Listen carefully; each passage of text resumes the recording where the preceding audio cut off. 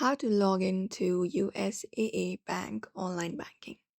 Hello everybody, in today's video we will be guiding you through the process in order to do so, so let's just get started. You may head over to the website or the application, visit www.usaa.com for that. And once you are there, you should be finding this particular interface on your screen. Now, in order to log in, all you gotta do is look out for the logon option in the top right corner, locate it, tap on it, and you will basically be taken to the login page. Now, here, just go ahead and provide up your online ID number. After that, the required verification, your password, or any other code, etc. And you can just go ahead and even use your biometrics depending upon the type of device you have.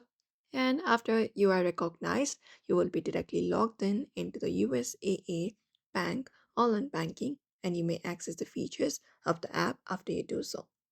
So therefore, if you'd like to log in into USAA Bank Online Banking, you may follow up these steps in order to do so. So I hope this video was helpful. Give it a thumbs up and subscribe for more tips and tutorials.